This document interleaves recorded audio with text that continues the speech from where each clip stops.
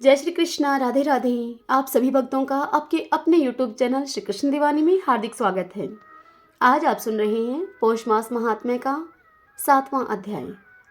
पिछले अध्याय की कथा में आप सभी ने सुना था, जब श्री भगवान मलमास को हाथ पकड़कर भगवान श्री कृष्ण के गोलोक में लेकर आए, तब श्री कृष्ण भगवान ने उनसे पूछा कि आप इनको यहाँ पर क्यों लेकर आए हैं। तब श्री भगवान कहने लगे कि हे प्रभु, इसके दुख का निवारण आपके सिवाय कोई नहीं कर सकता है, इसलिए मैं इसको हाथ पकड़कर आपके पास लाया हूं।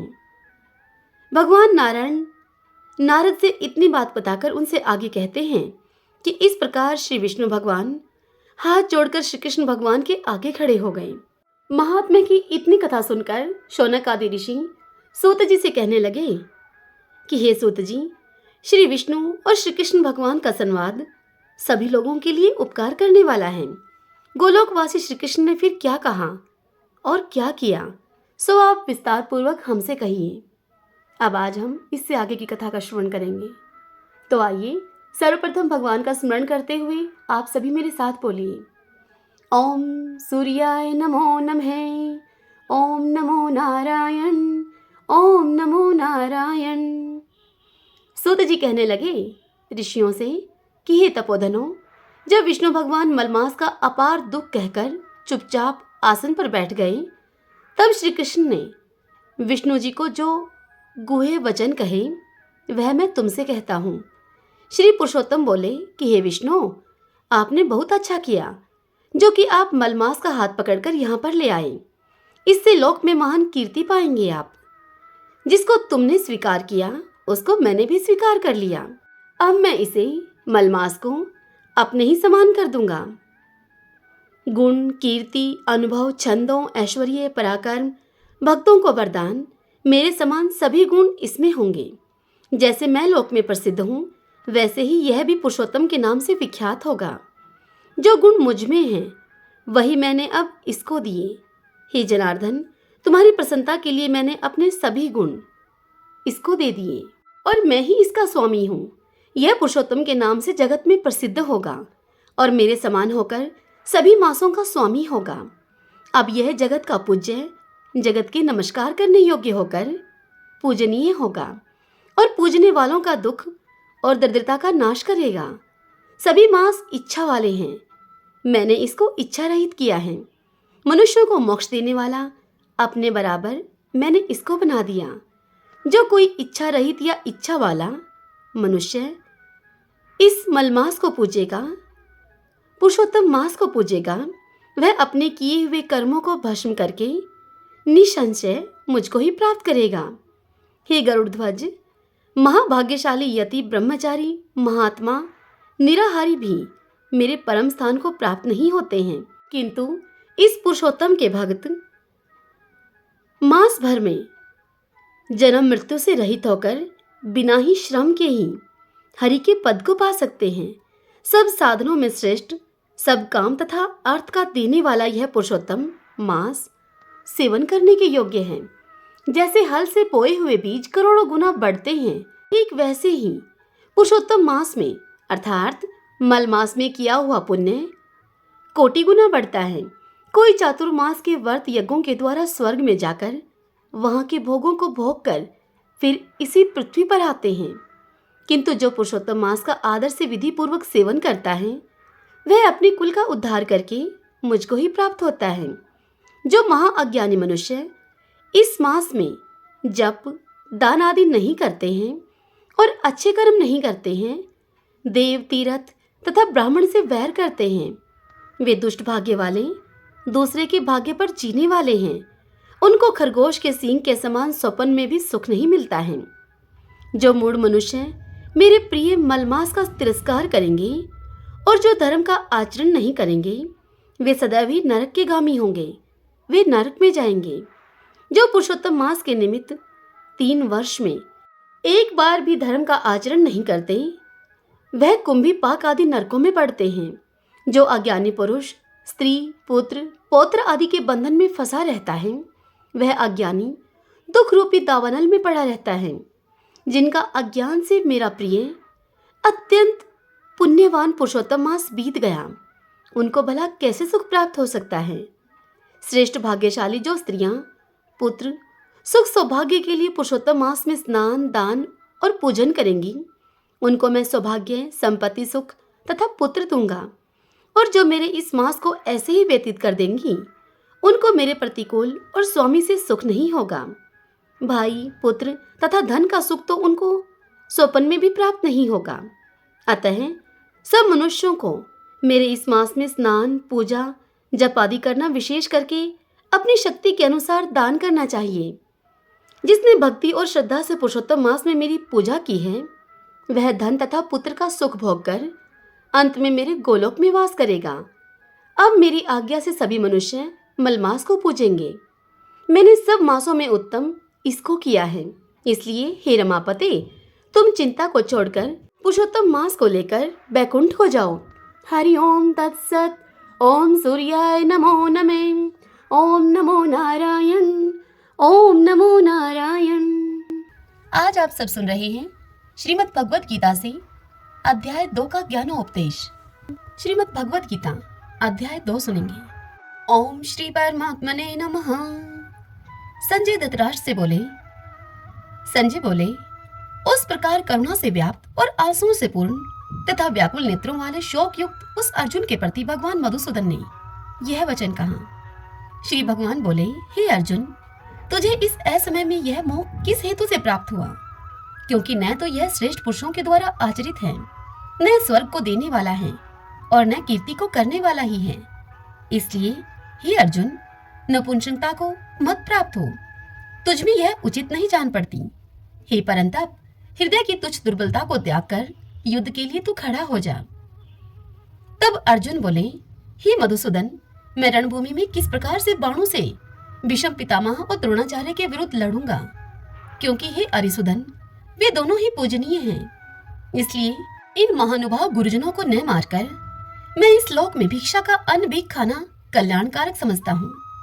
क्योंकि गुरुजनों को मारकर भी इस लोक में रुधिर से सने हुए अर्थ और काम रूप भोगों को ही, इन्हीं भोगों को ही तो मैं भोगूंगा। हम यह भी नहीं जानते कि हमारे लिए युद्ध करना और न करना, इन दोनों में से कौन सा श्रेष्ठ है। अथवा यह भी नहीं जानते कि उन्हें हम जीतेंगे या फिर वो हमको जीतेंगे। और जिनको मारकर हम जीना भी नहीं चाहते, वे ही हमारे आत्मीय धृतराष्ट्र के पुत्र हमारे मुकाबले में खड़े हैं। इसलिए कायरता रूप दोष से उपहत हुए स्वभाव वाला तथा धर्म के विषय में मोहित चित हुआ मैं आपसे पूछता हूँ कि जो साधन निश्चित कल्याणकारक हो वह मेरे लिए आप कहिए। क्योंकि मैं आपका शिष्य हूँ, इसलिए आपके शरण हुए मुझको आप शिक्षा दीजिए। क्योंकि भूमि में निष्कंटक धन धान्य संपन्न राज्य को और देवताओं के स्वामीपने को प्राप्त होकर भी मैं इस उपाय को नहीं देखता हूँ जो मेरी इंद्रियों को सुखाने वाले शोक को दूर कर सके। संजय आगे धृतराष्ट्र से कहते हैं कि हे राजन, निद्रा को जीतने वाले अर्जुन अंतर्यामी श्री कृष्ण महाराज के प्रति इस प्रकार कहकर फिर श्री गोविंद भगवान से युद्ध नहीं करूंगा, मैं युद्ध नहीं करूंगा, यह स्पष्ट कहकर चुप हो गए। हे भरतवंशी धृतराष्ट्र, अंतर्यामी श्री कृष्ण महाराज दोनों सेनाओं के बीच में शोक करते हुए उस अर्जुन को हंसते हुए से यह वचन बोले। श्री भगवान ने अर्जुन से कहा, हे अर्जुन, तू न शोक करने योग्य मनुष्यों के लिए शोक करता है और पंडितों के से वचनों को कहता है, परंतु जिनके प्राण चले गए हैं उनके लिए और जिनके प्राण रह गए हैं अभी नहीं गए हैं उनके लिए भी पंडित जन शोक नहीं करते हैं। न तो ऐसा ही है कि मैं किसी काल में नहीं था, तू नहीं था अथवा ये राजा लोग नहीं थे, और न ऐसा ही है कि इसके आगे हम सब नहीं रहेंगे। जैसे जीवात्मा की इस देह में बालकपन, जवानी और वृद्धा अवस्था आती है, वैसे ही अन्य शरीर की प्राप्ति होती है। उस विषय में धीर पुरुष मोहित नहीं होते। हे कुंती पुत्र, सर्दी गर्मी और सुख दुख को देने वाले इंद्रिय और विषयों के संयोग तो उत्पत्ति विनाशील और अनित्य हैं। इसलिए हे भारत, उनको तू सहन कर। क्योंकि हे पुरुष श्रेष्ठ, दुख सुख को समान समझने वाले जिस धीर पुरुष को ये इंद्रियां और विषय के संयोग व्याकुल नहीं करते, वह मोक्ष के योग्य होता है। असत वस्तु की तो सत्ता नहीं है और सत का अभाव नहीं है। इस प्रकार इन दोनों का ही तत्वज्ञानी पुरुषों के द्वारा देखा गया है। तू नाश रहित तो उसको जान जिससे यह संपूर्ण जगत दृश्य वर्ग व्याप्त है। इस अविनाशी का विनाश करने में कोई भी समर्थ नहीं है। इस नाश रहित ऐपर में नित्य स्वरूप जीवात्मा के ये सब शरीर नाशवान कहे गए हैं। इसलिए ही भरतवंशी अर्जुन, तो युद्ध कर जो इस आत्मा को मारने वाला समझता है, तथा जो मनुष्य इस आत्मा को मरा हुआ मानता है, वे दोनों ही नहीं जानते, क्योंकि यह आत्मा वास्तव में न तो किसी को मारता है और न किसी के द्वारा मारा जाता है। यह आत्मा किसी काल में भी न तो जन्मता है और न ही मरता है, न यह उत्पन्न होकर फिर होने वाला ही है, क्योंकि यह अजन्मा, नित्य, सनातन और पुरातन है। शरीर के मारे जाने पर भी यह नहीं मारा जाता। हे प्रतापपुत्र अर्जुन, जो पुरुष इस आत्मा को नाश रहित, नित्य, अजन्मा और अवयव जानता है, वह पुरुष कैसे किसको मरवाता है और कैसे किसको मारता है। जैसे मनुष्य पुराने वस्त्रों को त्याग कर दूसरे नए वस्त्रों को ग्रहण करता है, ठीक वैसे ही जीवात्मा पुराने शरीर को त्याग कर दूसरे नए शरीरों को प्राप्त होता है। इस आत्मा को शस्त्र नहीं काट सकते, इसको आग जला नहीं सकती, इसको जल नहीं गला सकता और वायु इसे सुखा नहीं सकती, क्योंकि यह आत्मा अच्छेद्य है। यह आत्मा अधाय, अक्लिज्ञ और निसंदेह अशोष्य है, तथा यह आत्मा नित्य, सर्वव्यापी, अचल, स्थिर रहने वाला और सनातन है। यह आत्मा अव्यक्त है, यह आत्मा अचिंत्य है और यह आत्मा विकार रहित कहा जाता है। इससे हे अर्जुन, इस आत्मा को उपयुक्त प्रकार से जानकर तू शोक करने के योग्य नहीं है, अर्थात तुझे शोक करना उचित नहीं है। किंतु यदि तू इस आत्मा को सदा जन्मने वाला तथा सदा मरने वाला मानता हो, तो भी हे महाबाहो अर्जुन, तू इस प्रकार से शोक करने के योग्य नहीं है, क्योंकि इस मान्यता के अनुसार जन्मे हुए की मृत्यु निश्चित है और मरे हुए का जन्म भी निश्चित है।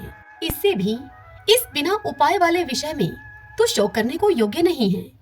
हे अर्जुन, संपूर्ण प्राणी जन्म से पहले अप्रकट थे और मरने के बाद भी अप्रकट हो जाने वाले हैं, केवल बीच में ही प्रकट हैं। फिर ऐसी अवस्था में क्या शोक करना है?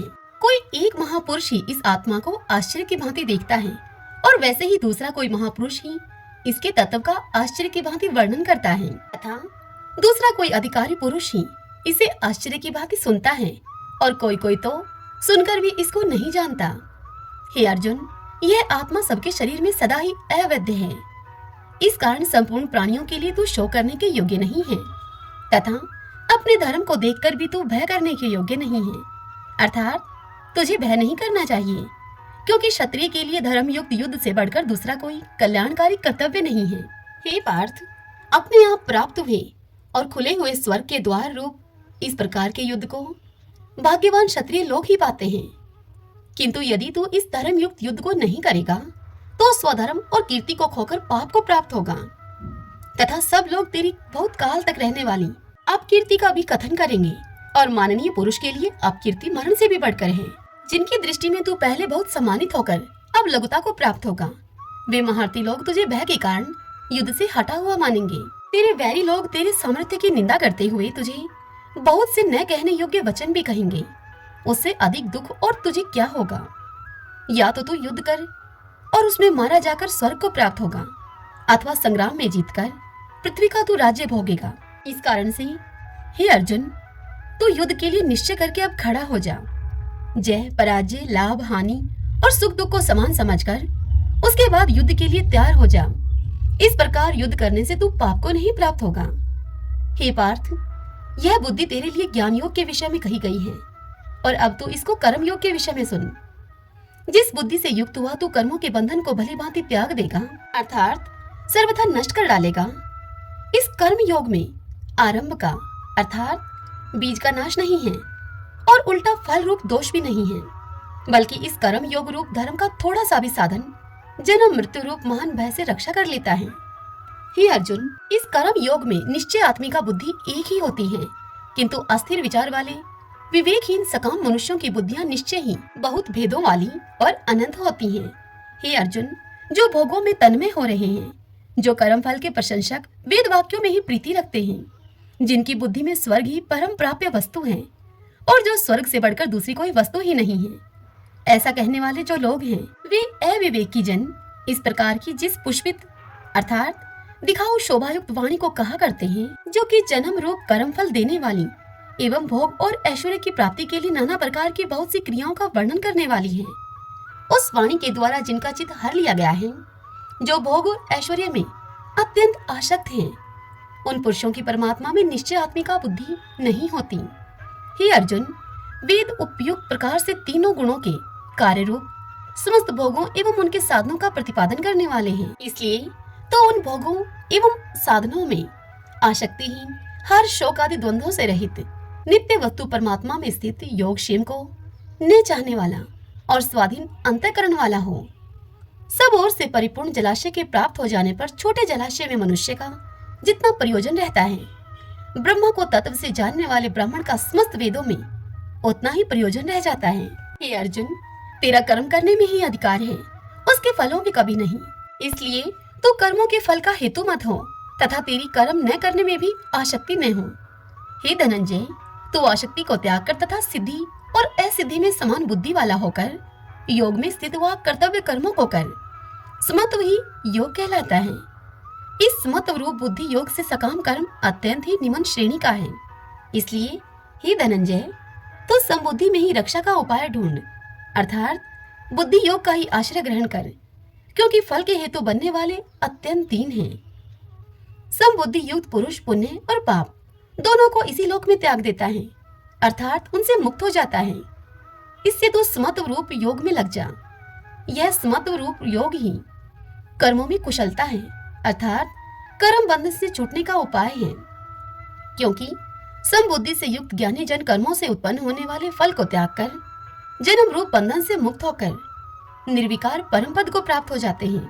हे अर्जुन, जिस काल में तेरी बुद्धि मोह रूप दलदल को भली भांति पार कर जाएगी, उस समय तू सुने हुए और सुनने में आने वाले इस लोक और परलोक संबंधी सभी भोगों से वैराग्य को प्राप्त हो जाएगा। भांति भांति के वचनों को सुनने से विचलित हुई तेरी बुद्धि जब परमात्मा में अचल और स्थिर ठहर जाएगी, तब तू योग को प्राप्त हो जाएगा, अर्थात उस समय तेरा परमात्मा से नित्य संयोग हो जाएगा। यह सुनकर अर्जुन बोले, हे केशव, समाधि में स्थित परमात्मा को प्राप्त हुए स्थिर बुद्धि पुरुष का क्या लक्षण है?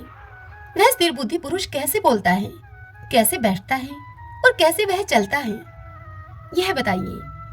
तब श्री भगवान अर्जुन से बोले, हे अर्जुन, जिस काल में यह पुरुष मन में स्थित संपूर्ण कामनाओं को भली भांति त्याग देता है और आत्मा से आत्मा में ही संतुष्ट रहता है, उस काल में वह स्थित प्रज्ञ कहा जाता है।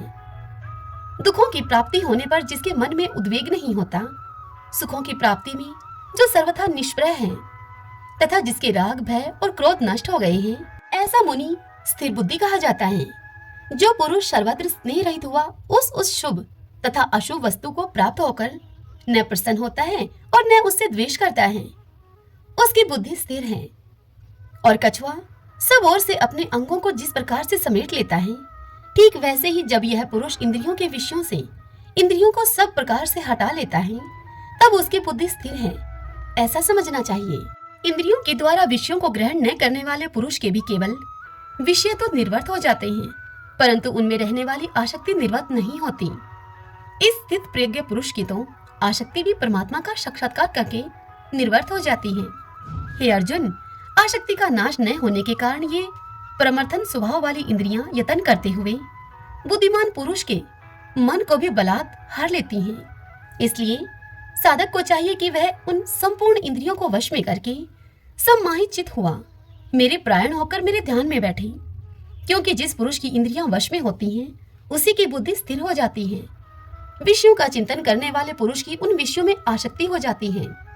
आसक्ति से उन विषयों की कामना उत्पन्न होती है और कामना में विघन पड़ने से क्रोध उत्पन्न होता है। क्रोध से अत्यंत मूढ़भाव उत्पन्न हो जाता है। मूढ़भाव से स्मृति में भ्रम हो जाता है। स्मृति में भ्रम हो जाने के कारण बुद्धि अर्थात ज्ञान शक्ति का नाश हो जाता है और बुद्धि का नाश हो जाने के कारण यह पुरुष अपनी स्थिति से गिर जाता है। परंतु अपने अधीन किए हुए अंतःकरण वाला साधक अपने वश में की हुई राग द्वेष से रहित इंद्रियों के द्वारा विषयों में विचरण करता हुआ अंतःकरण की प्रसन्नता को प्राप्त होता है। अंतःकरण की प्रसन्नता होने पर इसके संपूर्ण दुखों का अभाव हो जाता है और उस प्रसन्न चित्त वाले कर्म योगी की बुद्धि शीघ्र ही सब ओर से हटकर एक परमात्मा में ही भली भांति स्थिर हो जाती है। न जीते हुए मन और इंद्रियों वाले पुरुष में निश्चय आत्मिका बुद्धि नहीं होती और उस अयुक्त मनुष्य के अंतःकरणों में भावना भी नहीं होती तथा भावनाहीन मनुष्य को शांति नहीं मिलती, और शांति रहित मनुष्य को सुख भला कैसे मिल सकता है? क्योंकि जैसे जल में चलने वाली नाव को वायु हर लेती है, ठीक वैसे ही विषयों में विचरती हुई इंद्रियों में से मन जिस इंद्रिय के साथ रहता है, वह एक ही इंद्रिय इस अयुक्त पुरुष की बुद्धि को हर लेती है। इसलिए हे महाबाहु अर्जुन, जिस पुरुष की इंद्रियां इंद्रियों के विषयों से सब प्रकार निग्रह की हुई हैं, उसी की बुद्धि स्थिर है। संपूर्ण प्राणियों के लिए जो रात्रि के समान है, उस नित्य ज्ञान स्वरूप परमानंद की प्राप्ति में स्थिर प्रज्ञ योगी जागता है, और जिस नाशवान सांसारिक सुख की प्राप्ति में सब प्राणी जागते हैं, परमात्मा के तत्व को जानने वाले मुनि के लिए वह रात्रि के समान है। जैसे नाना नदियों के जल से सब ओर से परिपूर्ण अचल प्रतिष्ठा वाले समुद्र में उसको विचलित न करते हुए वह जल समा जाते हैं, ठीक वैसे ही सब भोग जैसे स्थित प्रज्ञ पुरुष में किसी प्रकार का विकार उत्पन्न किए बिना ही समा जाते हैं, वही पुरुष परम शांति को प्राप्त होता है, भोगों को चाहने वाला नहीं। जो पुरुष संपूर्ण कामनाओं को त्याग कर ममता रहित, अहंकार रहित और स्पृहा रहित हुआ विचरता है, वही शांति को प्राप्त होता है, अर्थात वह शांति को प्राप्त है। हे अर्जुन, यह ब्रह्मा को प्राप्त हुए पुरुष की स्थिति है। इसको प्राप्त होकर योगी कभी मोहित नहीं होता, और अंतकाल में भी इस ब्राह्मी स्थिति में स्थित होकर ब्रह्मानंद को प्राप्त हो जाता है। श्रीमन नारायण नारायण हरि हरि, भजमन नारायण नारायण हरि हरि।